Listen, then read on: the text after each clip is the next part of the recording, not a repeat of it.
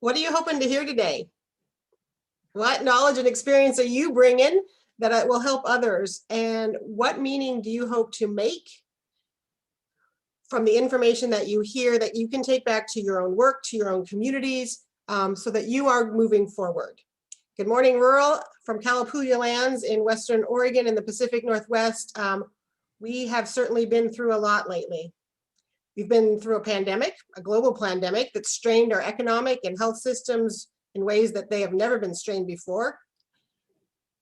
We have been through our racial and social divides that shook us and revealed ever more clearly the fault lines in our systems. And we have seen natural disasters that literally leveled some of our communities and promise to continue to bring new challenges to our work. As we look forward to an era of recovery, it is important to remember that the rural communities that we are working in and for have already been in recovery for decades. This is a new chapter of that recovery, but this is and always has been the long game. In the midst of all of these challenges, rural community leaders of all ages, colors, power, and experience levels have been busy doing what they always do, responding to these challenges, learning new things, finding better ways, and rolling up their sleeves and getting things done that move their communities forward and past the situations that challenge them. RDI, along with countless delivery and funding partners, has worked alongside these rural people and places on several really compelling initiatives this year, including the Kauffman-funded and Business Oregon-funded Rural Opportunity Initiatives that strengthen small business and entrepreneurs during the pandemic, and the Robert Wood Johnson-funded Rural Lead Initiative that took us around the country on a journey to uplift, strengthen, and find new ways to better support and fund rural leaders across our country. I am super thrilled to see so many of you here this morning, and as well who will be around through the conference today. And I hope you both bring and take away just the very thing that you need to help you move forward in your work. Before we start, I want to authentically thank the rural or RDI staff for bringing us together today for this event and all the hard work they do to continually bring great programs and services and efforts to rural communities across the Pacific Northwest. And to start us off, I want to introduce you to a strong rural leader in her own right, Jennifer Groth, RDI's Policy and Partnership Director. Thank you. Thank you very much, Heidi. I appreciate you getting us started today. I do want to give you all a little bit more information about our organization. We've been working in the Pacific Northwest for over 28 years to support rural people, places, and economies. If you'd like more information about our organization, you're welcome to check out our website at rdiinc.org. Now I'd like to go ahead and introduce our first session for the day today, which is around seeking common ground, looking past the rural-urban divide. The reason we wanted to have a conversation on this topic is because we perceive that the national political discourse has amplified a conflict between rural and urban interests, culture, and values, and that has resulted in sort of a bifurcated reality, two bubbles of experience whose paths do not often cross in the media nor even in our daily lives. Our hope is that we can take some time during this session to shed light on the potential common interests that we have in these disparate experiences towards consensus about what the future could be. As I mentioned before, you are asked to go ahead and mute your audio so that we can make sure to hear our panelists, and also that we welcome you to include questions and comments in the chat on this topic. We are going to have a short presentation and then open it up to our panelists to ask them some questions. So I also want to thank the funders who have sponsored this early morning session today. The Ford Family Foundation, a longtime rural funder in Oregon and Northern California, the Association of Washington Cities, and also Oregon Humanities. So to start us off today, I'd like to introduce Stephen Beda. Stephen is an academic expert in Pacific Northwest history, labor history, and environmental history. He's an assistant professor at the University of Oregon. His research specifically explores the history of workers in the Northwest's timber industry and the ways that rural communities have adapted to the changing economy in the region that Heidi referenced. He's also researched and written about the history of forestry, rural protest movements, and the rise of the Northwest militia movement. So I'm going to go ahead and take my slides down here, and then Steve is going to do a short presentation to provide us a little historical perspective on the topic today before we move into the panel discussion. Thank you, Steve. Great, thank you, Jennifer, for that wonderful introduction. Let me share my screen here.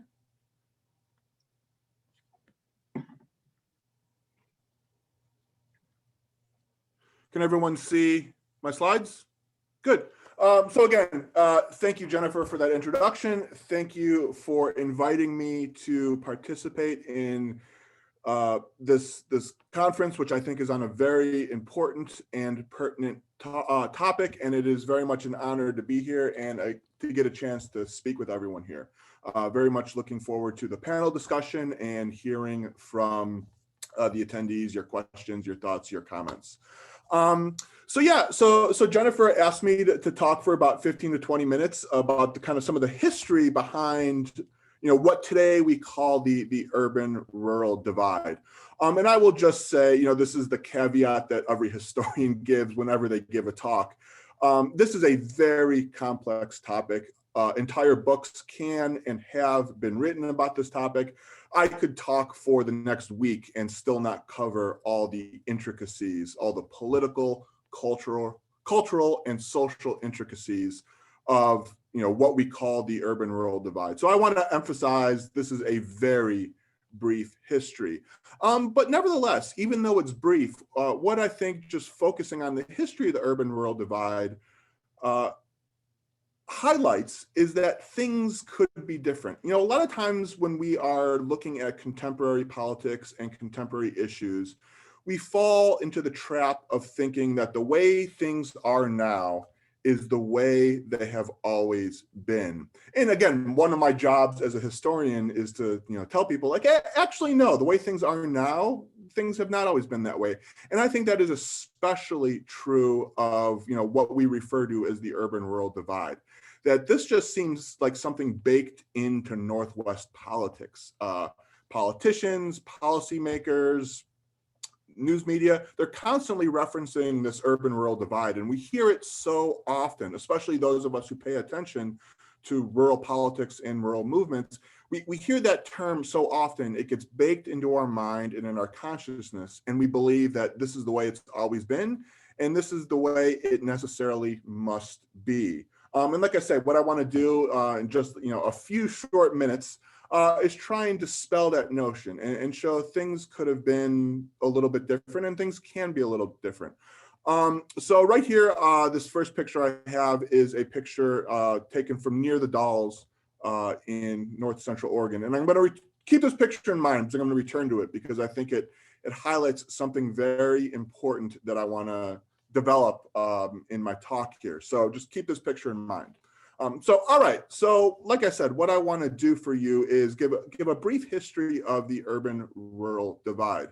That's a tricky topic, like I said, because it involves a lot of historical complexities. But the even more problematic thing is in defining this concept of rural.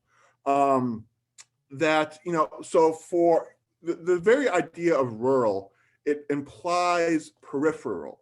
It implies a relationship to a center of power, that to be rural is to be situated on the outside of kind of social and political power. And this is a problematic concept for a host of reasons.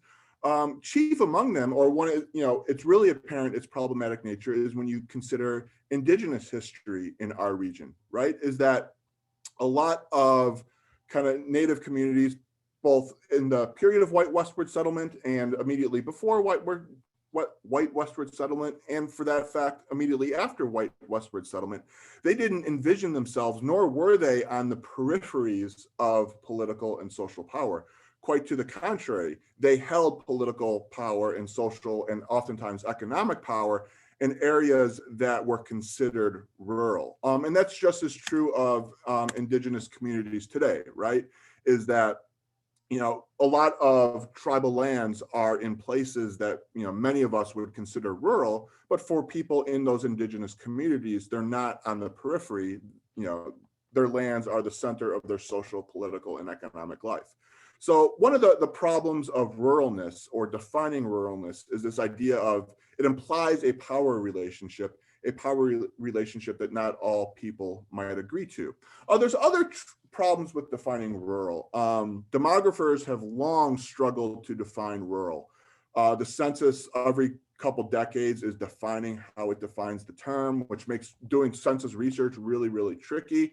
Right now, they're using some arcane definition that really doesn't work. I think if you actually go by the census definition, Oregon only has like 3 or 4 rural counties, which of course it doesn't, has a lot more than that, but the definition is problematic. So what I'm going to suggest to you today is that rural is less of a political concept and less of a social concept and much more a cultural concept. That this idea of ruralness gets articulated and developed and defined in political discourse, but also kind of cultural discourse. And I think that's key to understanding the emergence of, again, what we sometimes refer to as the urban-rural divide. So, you know, like I said, we sometimes get into the habit of thinking that the way things are now is the way they've always been. But going back, you know, more than 100 years, 150 years to the kind of period of white westward settlements, what you see is no one talking about an urban-rural divide, certainly. And what you also see is no one even talking about ruralness as a kind of cultural or political or social category. And that has everything to do with the fact that, you know, from roughly 1850 to about 1920, there were cities in the Northwest, but they were exceptionally small. The majority of the population lived in, you know, what historians sometimes call hinterland areas. That is to say, areas that weren't very economically developed and that were fairly far removed from transportation and infrastructure networks. And this had a lot to do with the kind of economic and social development of the Northwest. The first white settlers to come to the Northwest were focused on developing the agricultural industry. Those white settlers were then followed by kind of the arrival of industrial capitalism, most prominently the timber industry, also the commercial fishing industry, and then kind of the start of industrial agriculture. And this, you know, those are industries that operate in, you know, hinterland areas. Those are industries that necessarily have to operate far away from kind of centers of, you know, population.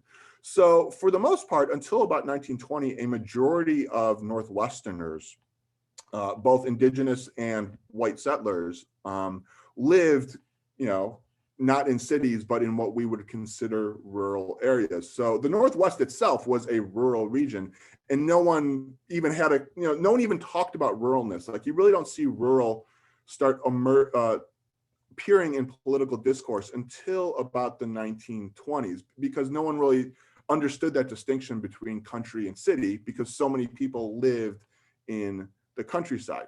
Now, this begins to change in a big way around 1920, and World War I was a big catalyst. Seattle in particular, but also to some extent Portland, became centers of shipbuilding, and also they were, the military helped fuel growth in both Portland and Seattle.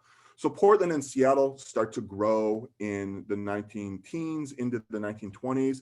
And again, still a large portion of the population lives in rural areas. But this is when you start to see now talk about differences between, you know, people in the cities and people living in the countryside. But even so, there wasn't what I would call an urban-rural divide. Now, there were sometimes political conflicts between people living in cities and people living in rural areas, particularly when it came to resource management and game laws especially. But for the most part, no one is talking about an urban-rural divide because the timber industry remains central to the Northwest's economy, and people in Seattle and Portland understand that without the timber industry, Seattle and Portland more or less wouldn't exist. And this becomes really apparent to a lot of people during kind of the next decade, the New Deal the Depression and into the New Deal. The causes of the Depression, of course, massive. That is a talk unto itself. But a lot of Northwest politicians specifically, and to a large extent, politicians at the federal level in the Roosevelt administration, they really believe that the Depression is the result of the collapse of the rural economy. And it has to do with kind of longer cycles, longer economic and ecological cycles that, like I say, are way too detailed to get into here. But a lot of politicians believe that, if you can boost up the rural economy, that will solve the national economy and that will solve the urban economy.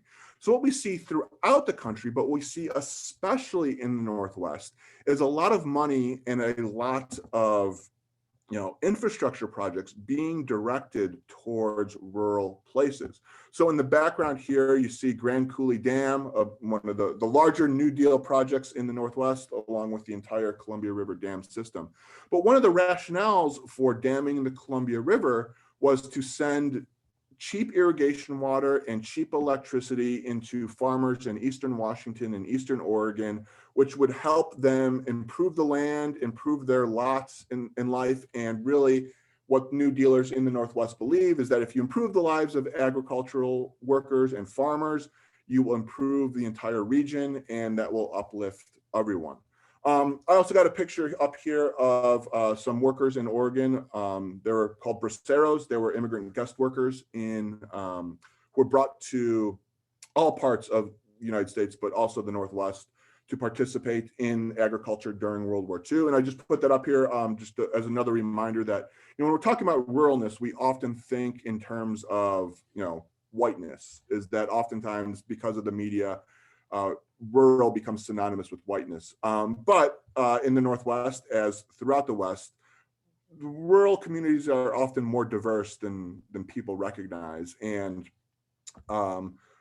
both Latinx immigrants and Latinx Americans are a huge important part have historically been a huge important part of the rural Northwest and remain a huge important part of the rural Northwest. So that's why I put that picture up there, because many Mexican and Mexican American communities in the rural Northwest trace their origins to this kind of period of the 40s and 50s and the Bracero program. But a little bit of a side. The point here is that in the 1930s, 40s into the 1960s, what policymakers and politicians in the Northwest believed was that the economics of the entire region were dependent on the economics of rural communities, and that by supporting rural communities, by funneling resources towards rural communities, that would benefit the entire region and the cities especially. Now this begins to change, like it does with much of America, in the 1960s and 1970s. Starting in the kind of mid to late 1960s, for another host of complex reasons, the timber industry, which had been the kind of economic lifeblood of the Northwest, starts to go into decline, and then it goes into rapid decline in the 1970s. At the very same time, the economy of the Northwest is changing and changing rapidly. Industries in the 50s and 60s are really starting to develop in Seattle and Portland. Boeing becomes the major employer in Seattle in the 1950s, displacing Weyerhaeuser, which had historically, the Weyerhaeuser Timber Company, which had historically been the state's largest employer. The other thing that happens is as much economic as it is political and cultural, is that the Northwest really starts to sell itself as no longer a region of logging and commercial fishing. It starts to sell itself as a region of kind of high-tech industry, modern industry, evidenced by the 1962 Seattle World's Fair, and the skyline of Seattle, where we still see the Space Needle today. And so essentially what happens because of the decline of rural resource extraction industries, politicians and policymakers, they kind of abandon this New Deal vision of by supporting the rural Northwest, that's good for the entire region. And they start pivoting more and more towards supporting urban infrastructure development and infrastructure projects, as well as supporting the urban economy. And they start to kind of lose sight of rural communities. At the same time, cities grow and grow exponentially in the late 20th century, which gives politicians even more reason to turn their attention to cities, because that is now where the voters are, and that is the way they maintain political power. The other big important thing that happens starting in the 80s and 90s is the growth of what historians refer to as the modern environmental movement. And this is an environmental movement that was focused, or its kind of political locus was in cities. It was mostly middle-class activists. It was mostly middle-class activists who wanted to preserve nature for middle-class recreational opportunities. And a lot of those activists start taking really hard lines against resource extraction industries, as well as ranching and agriculture. They start demanding significant restrictions on logging, which leads to a lot of economic problems in the rural Northwest. I put a picture up here of the northern spotted owl because here in the Northwest, the conflict over the spotted owl is emblematic of how this conflict emerged, where you had largely activists from urban areas pressing for protections for the spotted owl, which impacted rural communities. And as a result of some of this environmental activism, both the economy and demography of rural areas continued to go into decline. More and more people moved into cities in the 1990s and the early 2000s, which again gave politicians even more cause and more reason to continue to ignore rural communities. Because again, economic power and political power had migrated over the course of the 20th century, had migrated from rural areas into urban areas. So it became easy for politicians to kind of put up blinders and ignore what was going on in rural communities. And of course, not all politicians, but the bulk of them, both at the federal level and at the state level. So do like I do with students, always give the big points at the end of lecture. That way, if students have been sleeping through the lecture, they just got to pay attention to this one slide and know what was going on. But here are the big points, and I think the important takeaways is that what we refer to as the urban-rural divide, it's a relatively new thing in the Northwest history. It probably dates back to the 70s and 80s, and you actually don't hear people referring to the urban-rural divide. You don't hear that discourse until about the late 80s, early 90s. So I think that's instructive, that for much of the Northwest history, people in cities and rural communities understood that they were interdependent upon one another. And indeed, the emergence of this discourse of an urban-rural divide, it really obscures the fact that rural communities need urban ones, and urban communities need rural communities, and rural communities need urban communities. That in our region, like all region, we are interdependent on one another. And like I say, despite diverging trends in voting patterns and culture, this is just as true today. So I'll return to this picture of the dolls that I started off with. What you see here is a Google data center built near the banks of the Columbia River. And there's, many of you who live or have been to the kind of, Columbia Plateau, you see a lot of data centers out there. And one of the reasons why is that there's cheap electricity coming from the dams.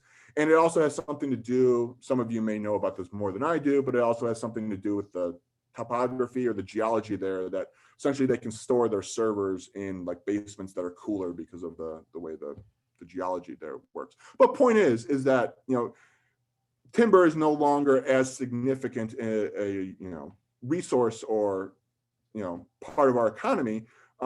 It's still an important part of our economy, but we still rely on kind of urban communities still rely on rural communities for a lot of economic development and a lot of economic goods. It may be no longer timber and fish. Now it's, electricity and data, but still, I think a picture of a server farm speaks to the ways in which, Portland and Seattle's high-tech economies are still very dependent on rural communities. And of course, we still have, ranching communities and agricultural communities, and, all those Portlanders and Seattleites who love their farmers markets and who love their organic produce. Well, the people growing that are in rural areas. So again, it just speaks to the interdependence of these things. And again, if nothing else, what I hope, that I expressed here is that talking of an urban-rural divide really obscures the ways in which rural and urban communities depend and need one another. So thank you very much. And I will stop the share. There we go. Thank you, Stephen. That was great. We've been getting a lot of positive comments in the chat about that are in appreciation of the time you took to provide some perspective for us today. So thank you for doing that. In addition to Professor Beda, we also have 2 additional panelists with us today, and I want to make sure I introduce them real quick, and then we'll move on to the Q&A as part of the session today.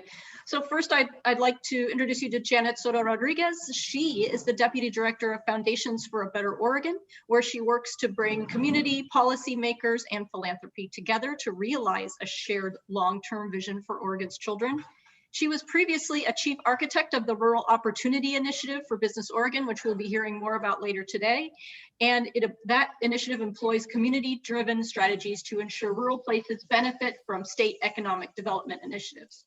Prior to Business Oregon, Janet served as a business equity policy advisor to Governor Kate Brown, where she focused on supporting Oregon micro and small businesses with an emphasis on government contracting. Janet grew up as part of a seasonal migrant working family moving from rural place to rural place. She's worked in agriculture, forestry, and small business startups. Presently, she serves on the Oregon Rural Development Council and is on the board of the Latino Network's advocacy arm. Next, I'd like to tell you about Ted Piccolo. Ted is the founding executive director of the Northwest Native Development Fund. He oversees a loan portfolio that has grown to $5 million and has grown his organization from 1 employee in 2009 to 5 employees and multiple contractors today. He serves on the board of the Opportunity Finance Network and the CDFI Coalition. CDFI stands for Community Development Financial Institution. And he formerly served on both the Onavan and Native CDFI network boards as well. Ted has received the OWISTA OFN Visionary Leader Award in 2011 and was recognized as a person who made long-term contributions to the Native CDFI industry.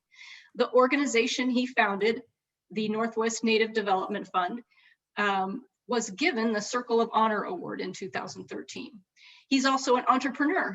Prior to founding the Northwest Native Development Fund, Ted started his own newspaper in Portland in 1995, and in 1998 he purchased a radio station and currently owns a marketing and advertising firm called Image Communications. So we're grateful to have these wonderful panelists here today. As we mentioned earlier, we'd love for you to type any questions you might have that are germane to the topic of seeking common ground and the rural-urban divide in the chat window, and we'll get to as many as we can. I'm going to go ahead and start us off with a question for all the panelists. I'm wondering, Janet, maybe we could start with you. Do you think there is a real urban-rural divide? Or is it manufactured, as Stephen is suggesting? Does naming the divide create some kind of a self-fulfilling prophecy? Well, thank you for the question, Jennifer. Thank you to everybody, and good morning, Stephen. Really love that presentation and the grounding. Feel like I'm going to echo a lot of what you said there, and also just really inspired by the chat and all of the experience and expertise that folks are bringing to the space. So really grateful to be here.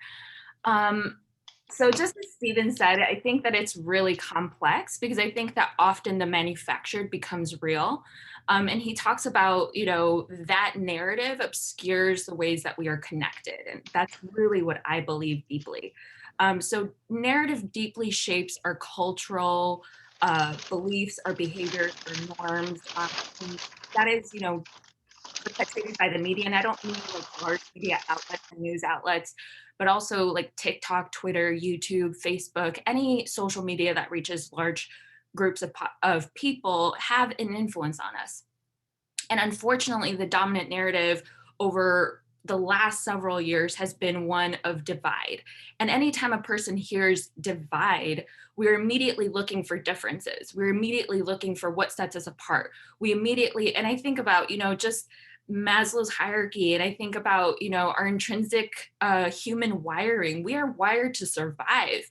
And part of our survival is, belonging. And when we are told that we are different and we are looking for and searching for differences, it actually creates this divide, right? And so I think that there is this human element to how powerful narrative is to shaping and influencing our behaviors.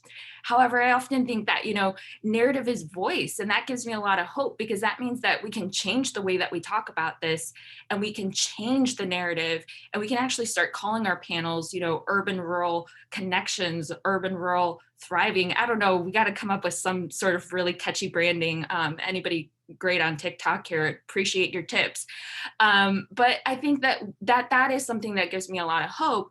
And I really think about, as a woman of color and someone raised in rural and who's really deeply connected to place, that the dominant narrative just fundamentally gets this wrong. And I really appreciate Stephen's history, because it really illuminates how new this is and how recent this phenomena has really taken groundswell. And so I looked up a few data points just because I think that is really powerful. So I'm going to rattle some things off that, again, problematic because of how we define rural, urban. But according to the latest US Census data, the share of rural and urban residents with less than a high school diploma is almost identical. It's 12.2% in urban versus 12.7% respectively in rural. Literally a 12% give and take small margin difference. Those making less than $25,000 a year is also fairly equally distributed. That is 22% of rural households and 18% of those in cities. Other levels of income and education tell a similar story. So homes that make between $75,000 and $150,000 are almost the same. It's 44% in rural and 45% in urban. And so I just bring these data points up to say that I feel often that rural, and I will also say that communities of color are often clumped into universally different and monoliths that are undereducated and poor and so many other factors. And when we disaggregate the data, that is just not true. And I have shared this before with folks, but only on average about 35 to 40% of Americans are college educated, but everyone in the media is college educated. And so I often tell people there is a small number of people who get to tell all of our stories. And from their perspective, they do paint us as other, they paint us as different, and they paint us as, again, like I said, undereducated, poor, et cetera, and the reality is that we are missing lived experience in folks who are really influencing the dominant narrative. And again, that's where I get a lot of hope, because that means that we can change the narrative. So all of that to say that I think that it's overgeneralized, it's oversimplified, and fundamentally, I think it's wrong. And at the end of the day, it really drives our intrinsic human system. It activates survival in all of us, and the manufacture does become real in some really powerful and meaningful cultural ways. And again, I have a lot of hope that we can change that. And I mean, just one more point too, Stephen talked about the murkiness and the trickiness of defining rural.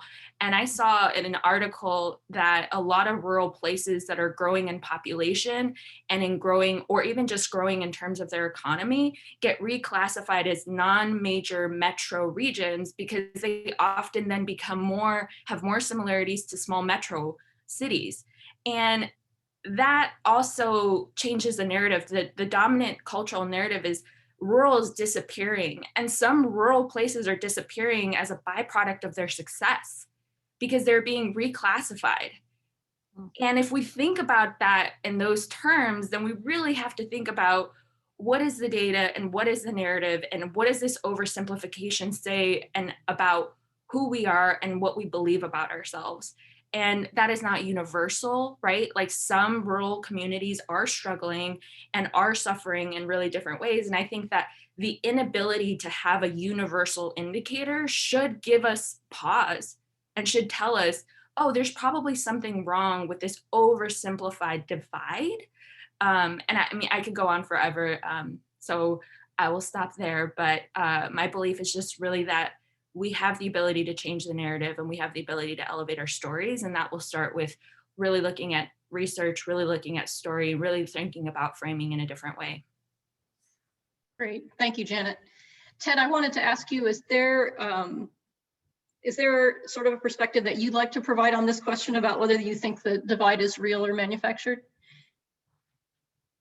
And you need to take yourself off mute. Yeah, I know it. Oh, you hate that. Sorry. I'm that guy.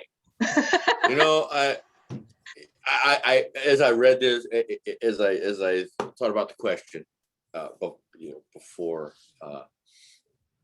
before we got going, I had these thoughts in mind, and Janet just hit him. I just want to go do the old mic drop there on that. I don't really want to add anything to what she said right now, because it was, I'm going to say it again later. So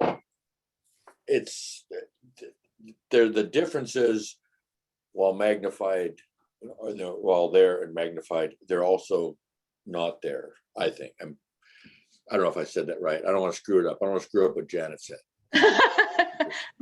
Okay. Fair enough. Move on to the next one. So he's saying yes. Yeah. Yeah. So, that's okay. We'll ask you more questions later. So, sure. So Stephen, is there any final comments you want to add to that topic before we move on?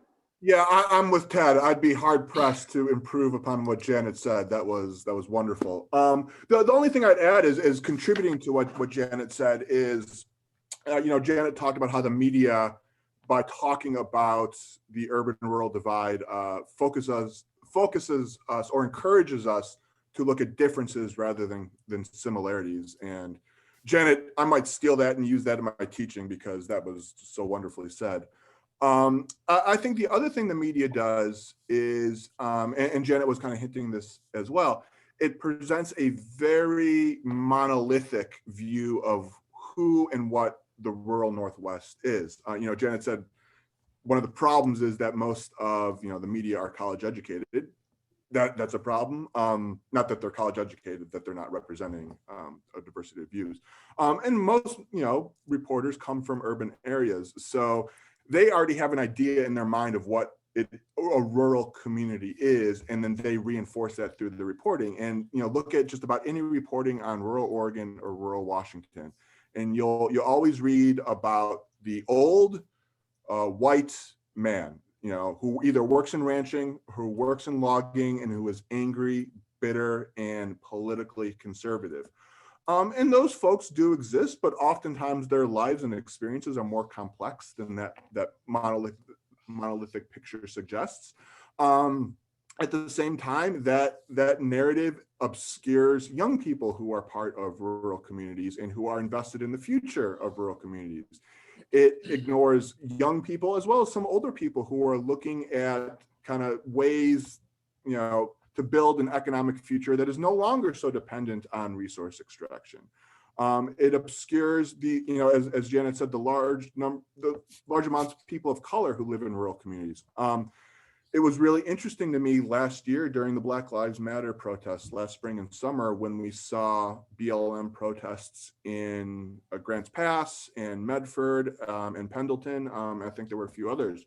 And my phone started ringing with reporters because I'm listed on UO's website as someone who studies rural protest movements. And so reporters from across the country started calling me. I felt very special and important for a couple of weeks there.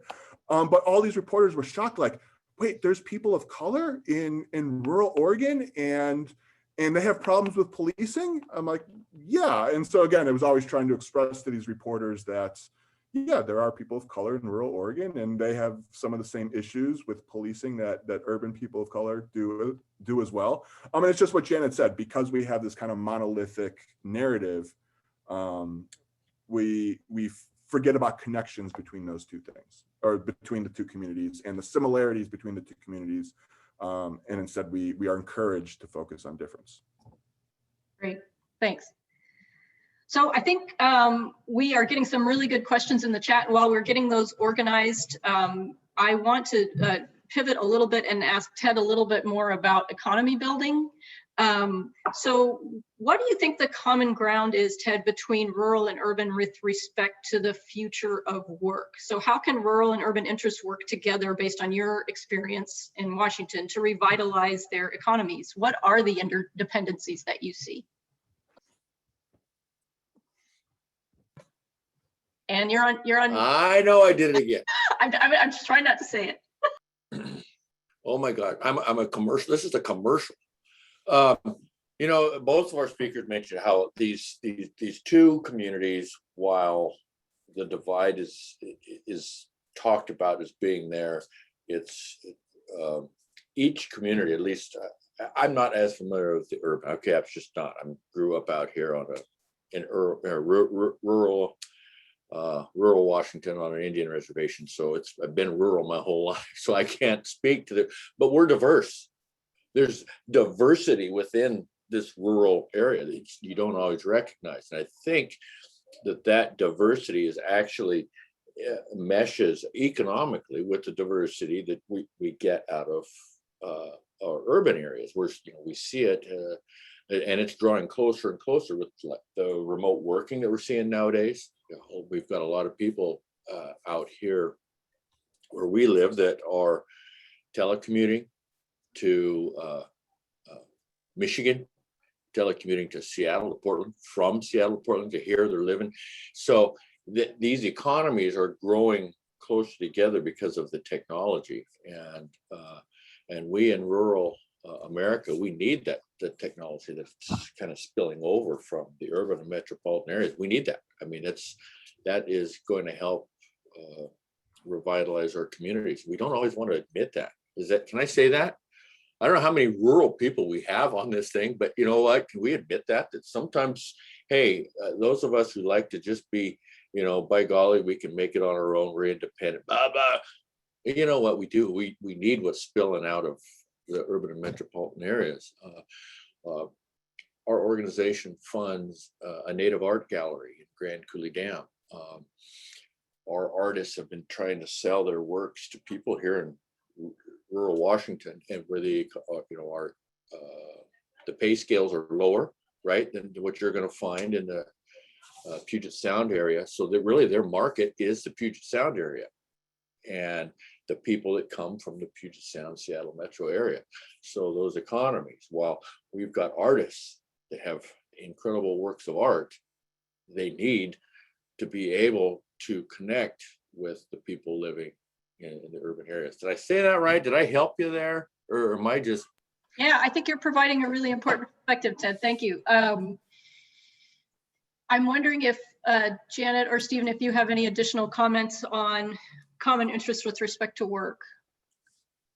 I would just add that I think our greatest common ground as it pertains to the future of work, well, folks who've worked with me through the Rural Opportunity Initiative know I have a lot of thoughts about this. I'll really synthesize it right now and say that I think that we really need to focus on improving the quality of our education that our children are receiving. And I apologize if I mispronounced your name, but Lanicia Duke put in the chat an emphasis on education. And again, just looking at some of the data that I had pulled up, the US Census shows that part of the real problem around a divide is the disproportionate unequal education poor urban and rural residents receive, regardless of geographies. And so we are again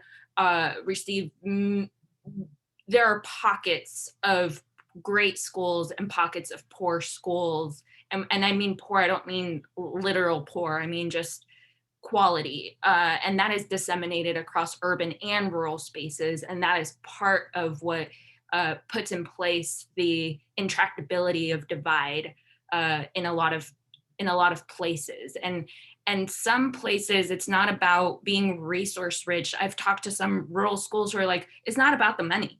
We have the money, but we can't hire a science teacher.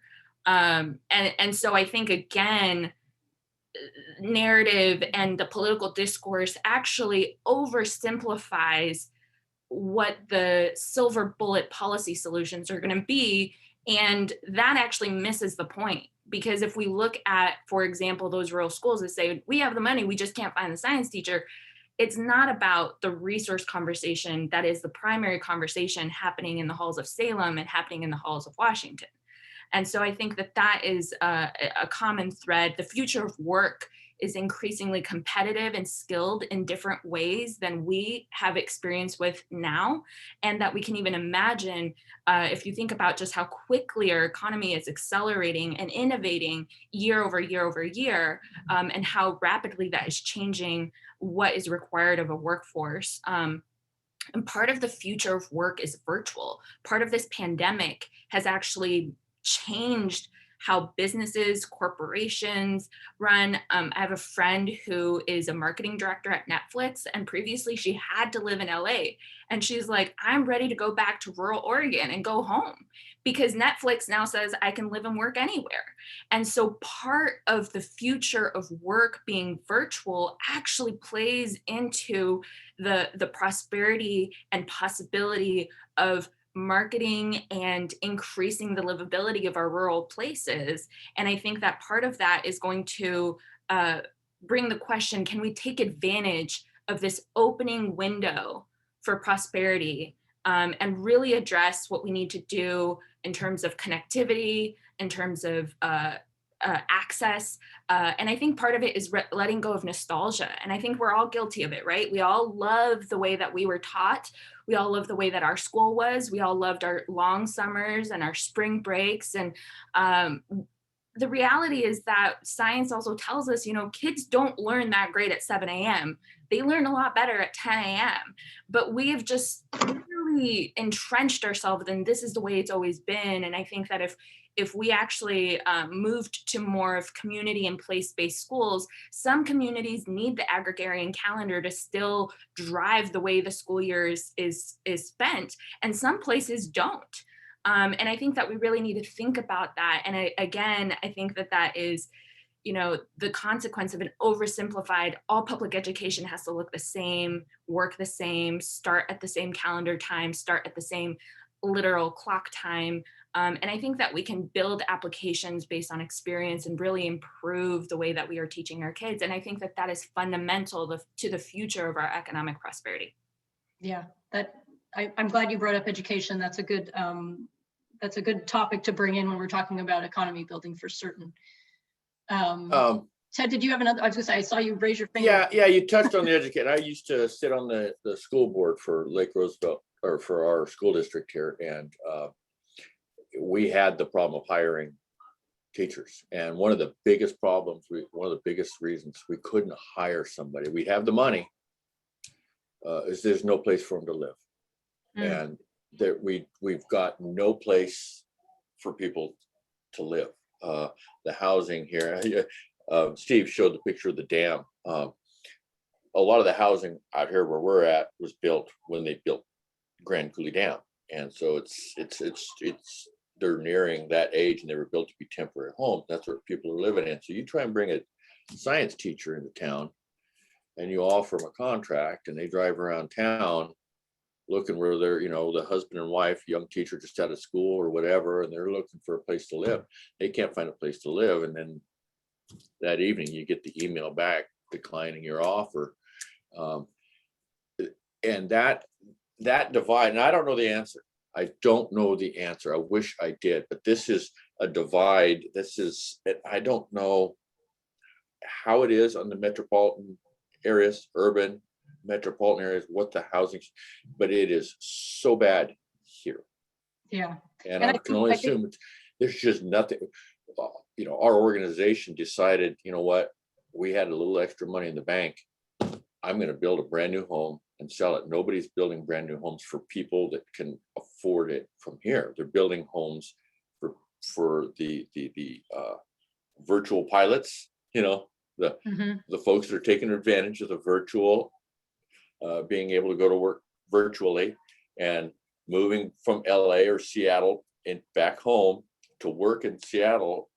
And so you've got the Seattle wages driving, the home prices. So anyway, I'm bringing up another crisis, and I hope I'm not doing that in the wrong place, but that is very real. It's a very real thing. Yeah, So no, and I hope I think said that- it right. No, I think you did. I think, Ted, that you're doing a good job of sort of building on what Janet said, and that we're sort of realizing, or not that we didn't all know it already, but the complexity of the issues in rural around, broadband, housing, education, all these things feed into economy building, and how we can look at common ground between urban and rural as a way to solve those problems, I think is what we're trying to talk about today. So we've got some really, if you don't mind me pivoting again, some really good questions in the chat that I want to make sure that we get to. Stephen, I wonder if you might take a stab at this one. From Hannah, we have, how would you deal with, if you were a rural person and you wanted to help try to find some common ground, how would you deal with the fact that in rural communities, they feel like their historical significance is diminished relative to the constant policy making that comes from urban areas that dominates the narrative at the state level? Does that make sense? So I'm sorry, Jennifer, repeat the question one more time. So she's saying how she's saying, how do you get rural communities to deal with the fact that they feel like their historical significance, or perhaps their political efficacy might be another way to say it, is diminished because the dominant narrative in policy making at the state level is urban, because of the fact that they represent a larger part of the population? This I think is the major question that rural political activists and economic activists like everyone here faces, right? Is that, at its kind of most basic level, politics is about numbers, that politicians are going to cater to the largest number of voters. And because of demographic and economic developments, in history, the reason, most Northwest voters live in Seattle and Portland, or the I-5 corridor, from roughly Eugene up to Bellingham. So yeah, I mean, it's a great question. It's a question that I think a lot about. I'm certain most of the people, if not all the people in attendance here, have thought a lot about that. That question is probably why you came here. And I don't have a good answer, or I guess my answer I feel is kind of trite and simplistic, which is that I think a lot of urban politicians and urban people need to be educated and reminded about how important, rural communities are to their very existence, right? I think one of the big problems is that the only time a lot of urban people experience rural communities is when they're taking a vacation, when they're going for a hike. And rarely do they stop and talk to people in those communities. Rarely do they interact with people in those communities. And therefore their image of the rural Northwest remains kind of rooted in some of these media tropes that we talked about earlier. So I think a way of doing that, and I'm not saying this is the final way, but a way of doing that is figuring out a way to encourage urban people to interact both socially and politically more with urban people, or urban people interact with rural people.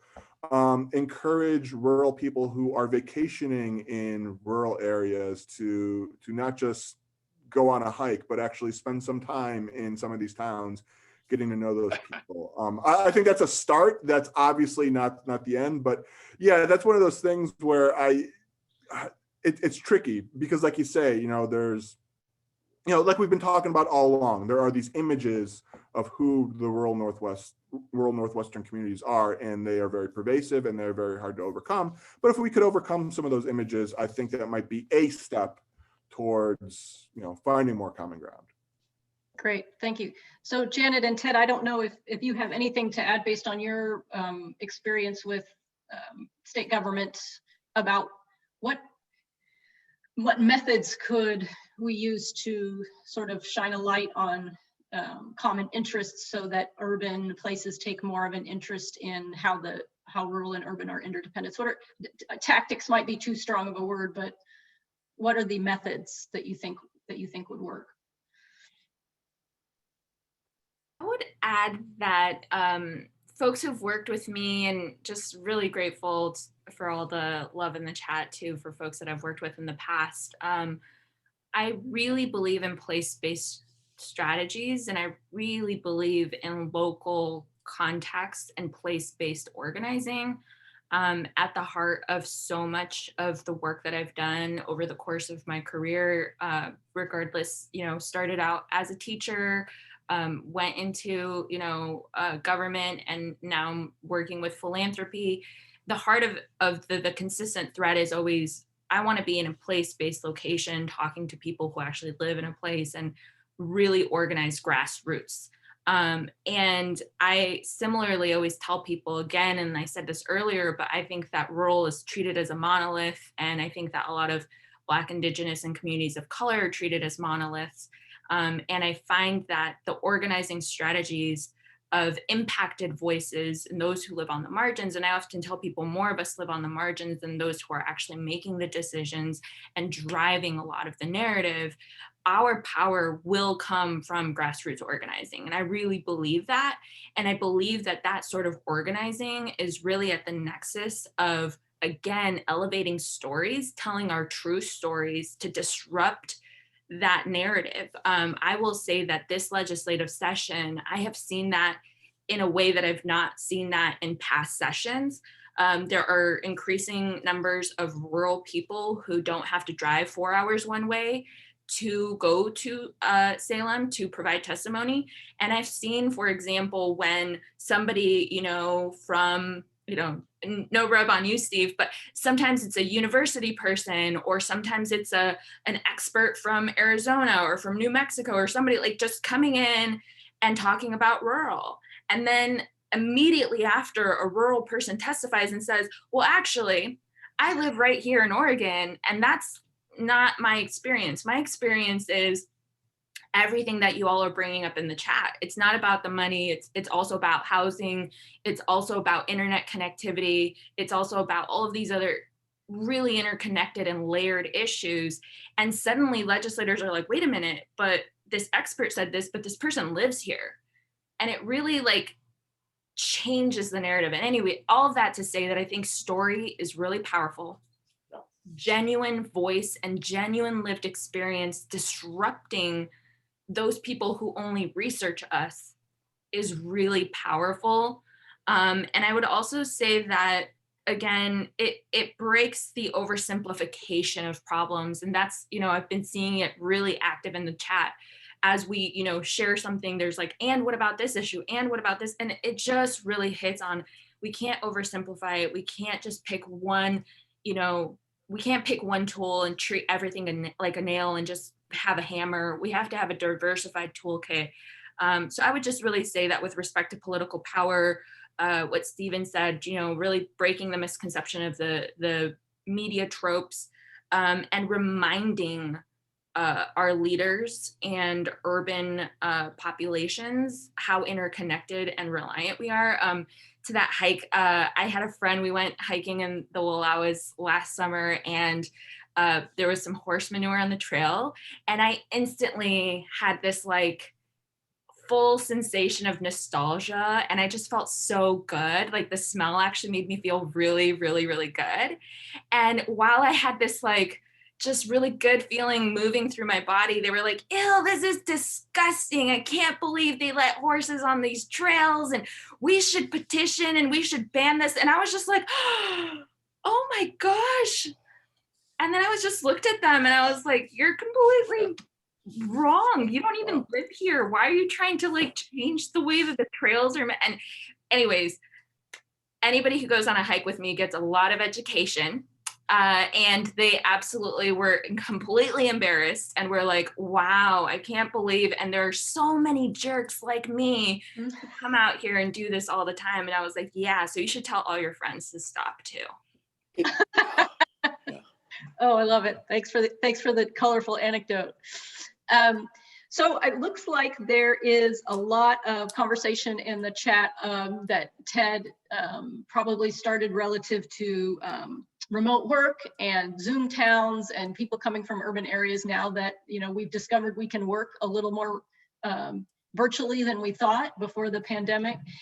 Ted, I know that you touched on this already a little bit, but I'm wondering if there's been any conversations in your region about how the rural urban common ground idea could benefit from this. In other words, what are the advantages to having people who are typically used to a more urban lifestyle live in a rural place? And if that trend continues and people decide to do that permanently, is there an opportunity here? Or is it, I know there are some challenges associated with it that you already mentioned, but what are the possibilities, do you think? Well, of course, the possibilities are first one, economic. That's just, we got more dollars in the community, and more dollars in the community means our kids can work at the local coffee stand. It's just brass tacks. Let's just let's be brutal on that. It's, yeah. My Les Schwab tire store is going to sell more tires to somebody who's here telecommuting to Seattle. They're making, almost double what the local people are earning. And so that is very real. And that's something that, we appreciate, but we also appreciate the difficulty that comes with it. The other thing is that the human capacity that we're finding. What happens is we've got people here in the community now that are bringing other skill sets that didn't exist. The ability to communicate, technical skills, volunteering at the schools, doing, helping some teaching on is helping teach in the school, working with we've got 3 communities, Grand Coulee, Coulee Dam, Electric City. So we've got like all these town councils. So they're all working on some of these. So you got people now, working in some of these other areas, the parks and that type of thing. So you're bringing a human capacity that there's a freshness to it. And not a lot of people like to admit that, but it's there. They're glad. You create the Parks and Recreation District, and you can't get people to serve on it and create this long-term vision. And so when people do come here and they do serve on it, that is appreciated. So there's the human capacity and just the brutal nature of the fact that it's bringing more money into the community. So yeah, did I answer that? Yeah, those are good points. I wonder if either one of our other panelists has done any thinking about remote work, because it's come up a lot in the last year at RDI relative to interesting development for rural communities that we may not have thought about as hard as we did before.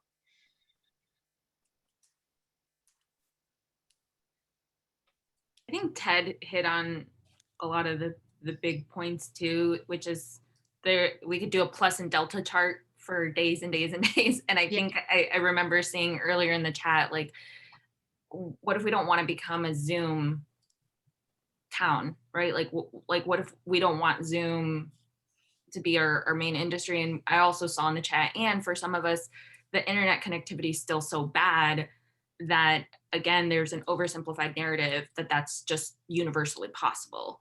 And so I just want to really elevate the complexities both raised in the chat as well as in what Ted is saying. And I think that just with so much of the emergence of the future of the workforce and what is happening in this moment, and a lot of people call it a portal, like we're walking through a portal where everything in our society is changing. Change requires more change. And not all change is good, and not all change is most often uncomfortable. And I think that we do need to really weigh the costs and benefits and really think about how we're responding to both the influx, to Ted said, of money that is now introducing new dollars circulating within our local economies, but also about the consequences that brings, including if, it's different when a rural person who went to work for, like I said, Netflix goes back home. and feels really connected to that place, versus folks who are just like, I can just get more land and build a bigger house here because my money goes further, but are not connected to the place or to the people or to the way of being. And that really introduces a lot of challenges. So I would just say that I think that this is an emerging and unfolding area, and one that is deserving of more conversation. Yeah, good point. I actually think there's some historical precedent for this. Well, I mean, there's the kind of tourist transformation of a lot of rural towns that's a precedent, but also, as again, some of you who are part of these or from these communities may know, in the early 1970s and into the starting in the mid 1970s and into the early 1980s, land prices and real estate prices in Southern California skyrocketed while they collapsed in Southern Oregon. So a lot of very rich and affluent Californians moved and bought up land in Southern Oregon. And it, I think what exactly Janet was speaking to is that this influx of new money may bring benefits, but it may prompt social conflict, especially when it's outsiders who had not been connected to that place came in. And that's exactly what happened in Southern Oregon in the late 70s and early 80s. A lot of these Californians, they put up fences where rural people had hunted and fished, and they built new mansions, and they didn't always interact with the community. So Southern Oregon in the late 70s, early 80s was struggling, and it needed the money, and it needed the influx of, more consumers. But it was in many ways a kind of Faustian bargain because it also created new social conflict. So, and I think Ted was, speaking to that as well, and Janet speaking to that, is that, these things are complex and complicated. It's not just about money coming in, it's also about the people and how they interact and fit in or don't fit into these communities. You're right. It's a people issue. Go ahead. It falls to me. It's and this, I kind of faded out when you guys were talking about the politics part, because it's just that starts to frustrate me. And this, so I know somebody asked that question about politics, but to me, it's boiling down to a people issue. You talked about what happened in Southern Oregon there, Steve. We saw it, and I hope I can bring this up about when we talked about when the pandemic first hit and all the lockdowns, and we had a run on our stores. This is going to sound bad, but it happened here in our community, and we actually had fights in the checkout line with people coming from. Do I not bring it up, Jennifer? No, go ahead. This is good for you. Coming from the other side of the mountains, their shopping carts full of toilet paper from our stores here, and we're like, what's going on here? This little town, we got a little Safeway, and people are pushing, and we're wondering who is this, and it comes out in an argument in the checkout stand. Well, we're sold out in Bothell. And so, well, so you're buying us out. So that's not a political thing. That's a people thing. I think Stephen, we touched on this thing. It's a people thing, and we've got to. I don't know the answer to that, other than what I do is I take big rocks and try to make them into little rocks, and that's all I know how to do. And that's, we as organizations, I just think need to focus continually on taking these big rocks, make them into little rocks, and then someday there'll be enough little rocks we can gravel our driveway. So yeah, that's a good analogy for us to use in solving problems just in general. It's going to stick in my head now forever, Ted. The big rocks and the small pebbles. We did want to talk a little bit about the environment. I know Stephen touched on it somewhat in his initial presentation, but it's certainly a point where there are efforts to work towards common ground that we have seen at RDI in terms of public policy. But Stephen, I wonder if you want to talk about a little bit more about what you see as the common ground between rural and urban with respect to the environment. I mean, you mentioned the fact that urban residents are interested in recreation and protection of rural places, and rural residents are the caretaker of those places. Where do you think you see opportunities to work together on that issue? Yeah, one thing that Portlanders and Seattleites have in common with rural people is they all love nature, right? Portland and Seattle have this image as these kind of environmentalist cities, but people flock to these cities because they are, Seattle's near the Olympics and in Puget Sound, and Portland, you got the coast an hour away, you got the Cascades another hour away. That's why people come to these cities. And rural people, every rural person I've ever met and talked to, in the course of my research, talked to ranchers and loggers, they all love nature. Now, sometimes they love, urban and rural people love nature in different ways and ascribe different values, but that can be a common basis. And when I'm talking with, rural folks, what I always try and say is, you want ranchers out on grasslands and you want loggers out in public forests, because they are the eyes and ears, right? If there is an invasive species taking over, they will be the first to notice.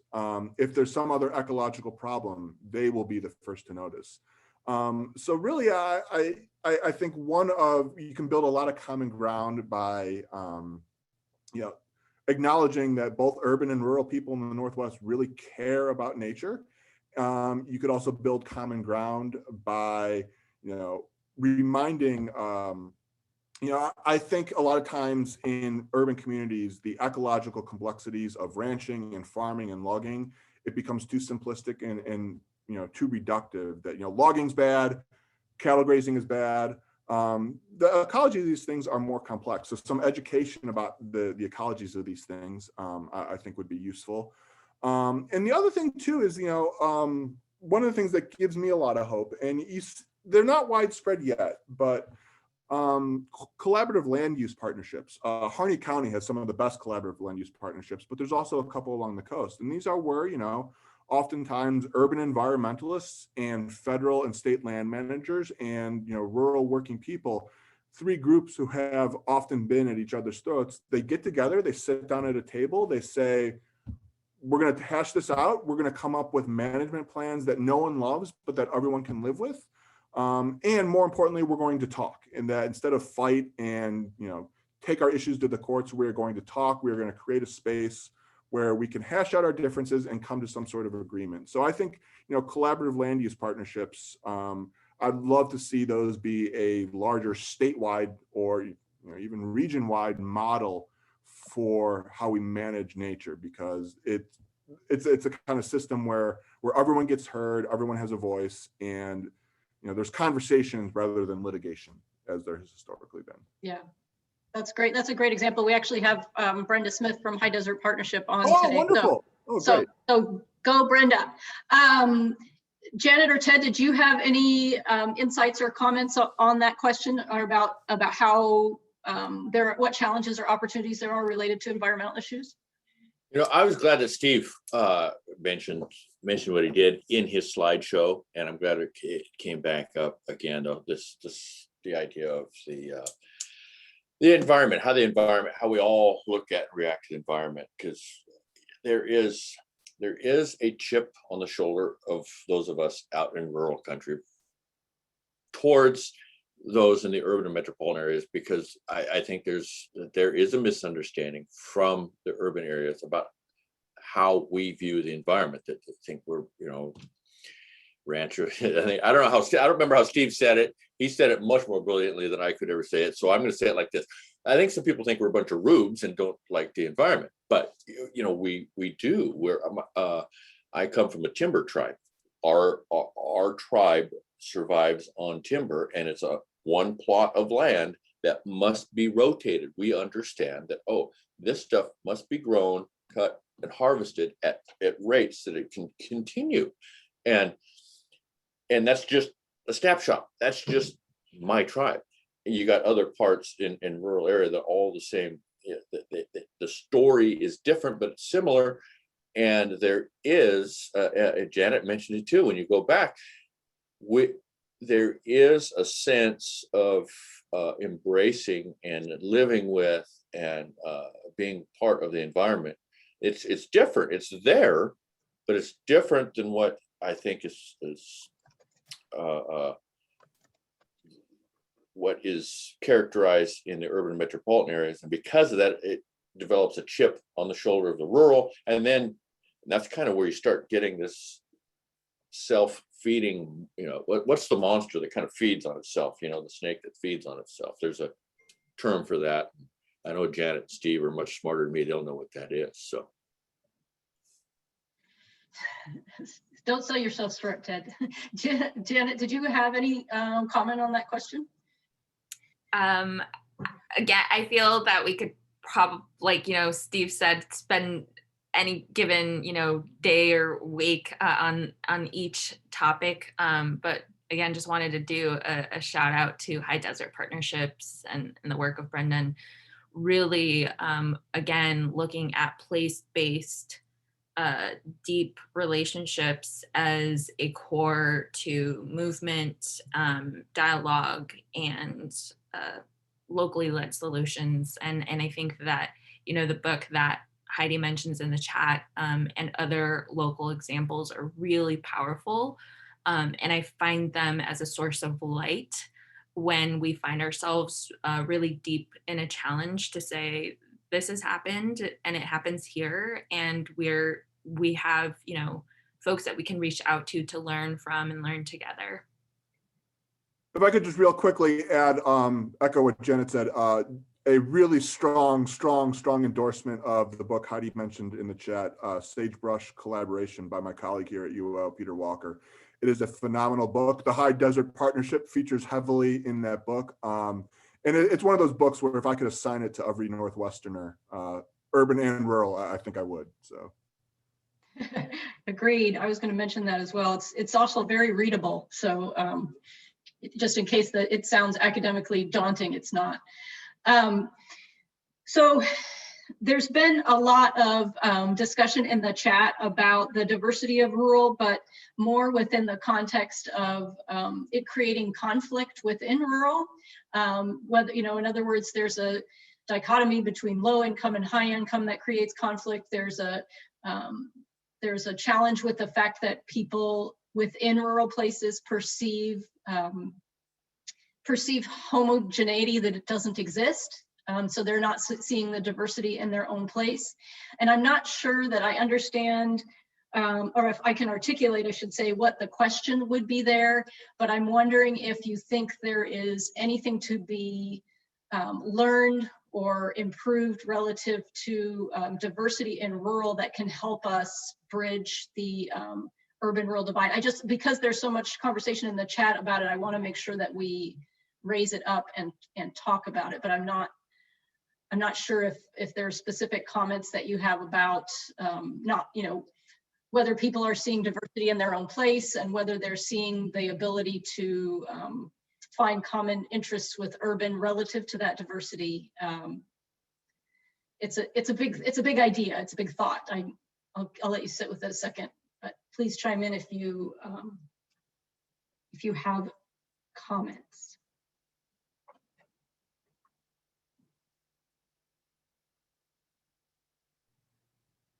Jennifer, really appreciate you wrestling with, okay, here's a theme and I'm not sure what the question is, but let's just put it out there. Just want to appreciate you for that. I would say that this is an area that I think quite a bit about, and maybe because I care a lot about it, I will not do it justice here. Just, I always tell people the thing I care the most about, I can't get out of my system.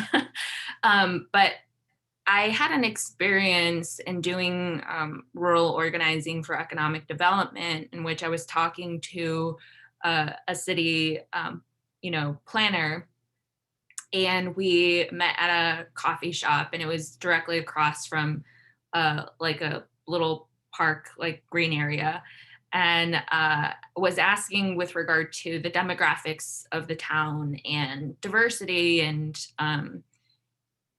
in this conversation with regard to workforce and Steve hit on it a little bit earlier, but also immigrant labor force and how it's connected to the agrarian work and happening in that region, and the planner just looked at me and was like, oh, that's not an issue here. We don't have any diversity. We don't have any of them here.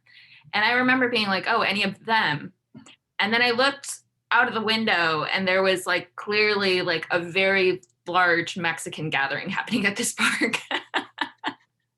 And I was just like, I don't know how to make sense of, and so you're saying that the comment brought up this belief in the monolith, or this belief in homogeneity, or this belief that there's not diversity in our rural places, and I think that that happens in part just because of who we socialize with and where we frequent, and what maybe even, again, going back to nostalgia, maybe our own school experience, we know that less, even 10 years ago, schools were less diverse. I know that my grandfather was part of the Braceros program, and he's like, we never went to school. We just came here to work. So even though we were physically present, we were not in the schools.